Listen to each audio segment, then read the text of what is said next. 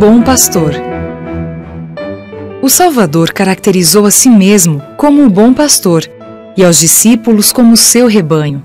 Ele disse: Eu sou o bom pastor, conheço as minhas ovelhas e elas me conhecem a mim. João 10:14. Jesus deveria deixar os discípulos em breve e disse isso para confortá-los. Quando não mais estivesse entre eles, deveriam lembrar-se de suas palavras.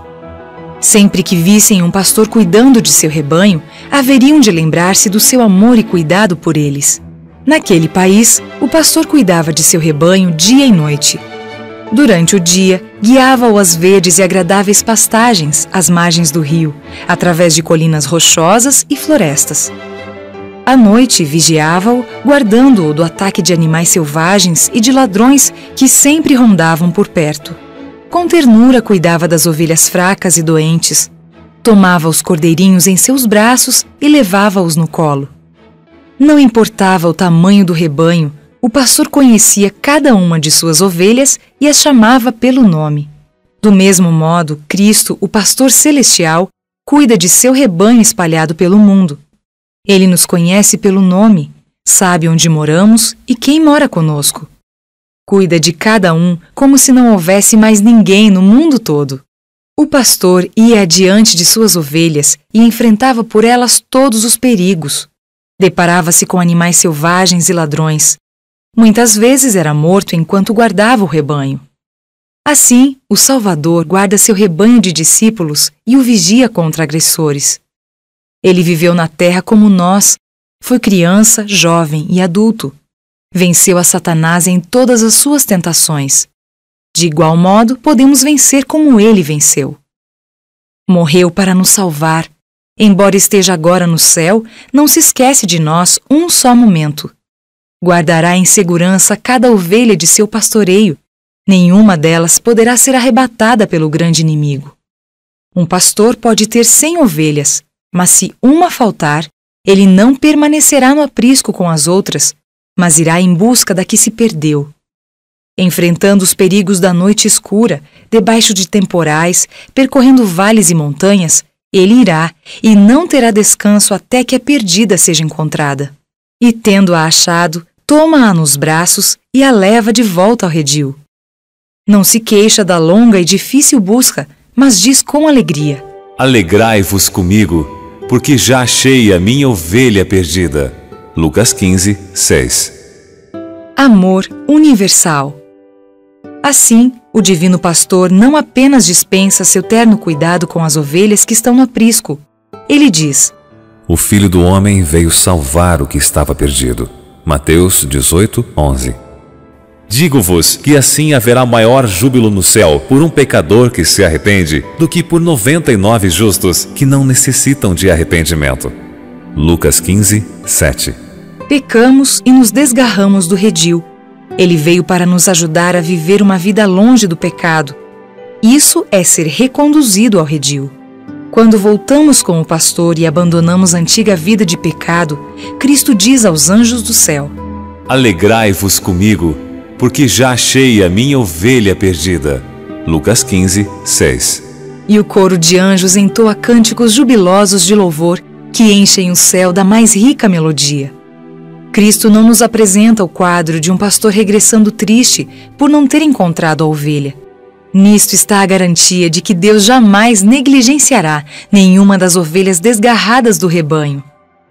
Nenhuma é deixada ao desamparo. Todo aquele que se deixa resgatar por Cristo experimentará a libertação do pecado. Que cada alma desgarrada recupere a coragem. O bom pastor está procurando você. Lembre-se de que a obra de Jesus é buscar aquele que se perdeu. Isso se refere a você também. Duvidar da possibilidade da salvação é duvidar do poder redentor daquele que o comprou por preço infinito. Deixe que a fé substitua a descrença. Contemple as mãos que foram traspassadas e alegre-se no poder da salvação.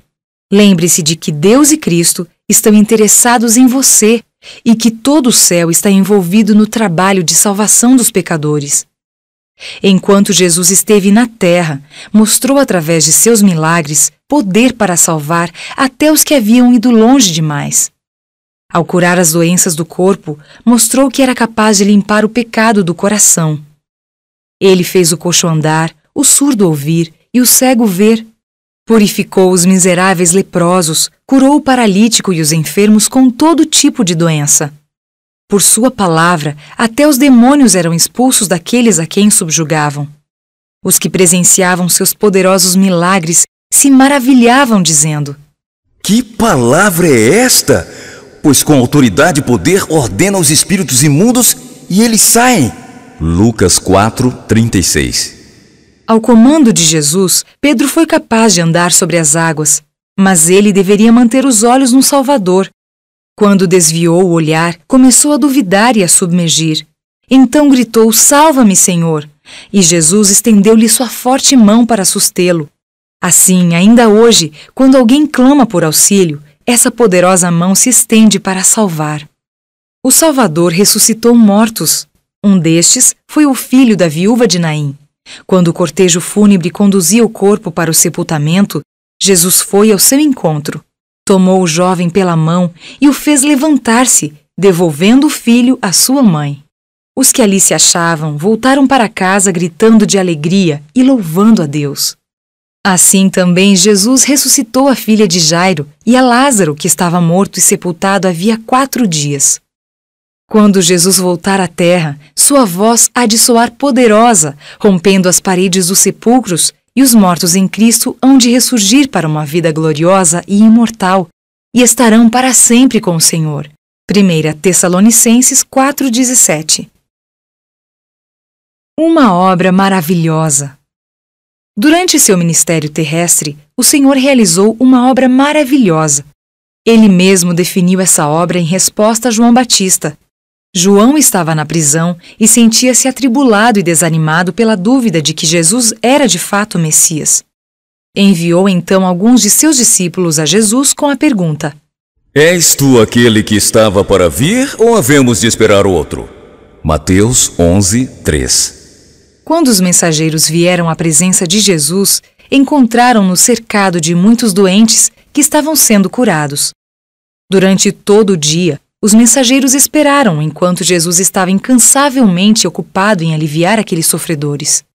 Finalmente disse a eles: Ide e anunciai a João o que estáis ouvindo e vendo. Os cegos vêm, os coxos andam, os leprosos são purificados, os surdos ouvem, os mortos são ressuscitados, e aos pobres está sendo pregado o Evangelho.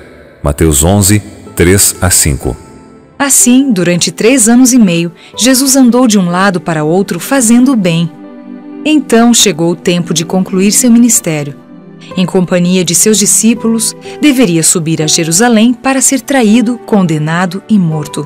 Suas próprias palavras deveriam cumprir-se. O bom pastor dá a vida pelas ovelhas. João 10:11. Certamente ele tomou sobre si as nossas enfermidades e as nossas dores levou sobre si. Ele foi traspassado pelas nossas transgressões e moído pelas nossas iniquidades. O castigo que nos traz a paz estava sobre ele, e pelas suas pisaduras fomos sarados.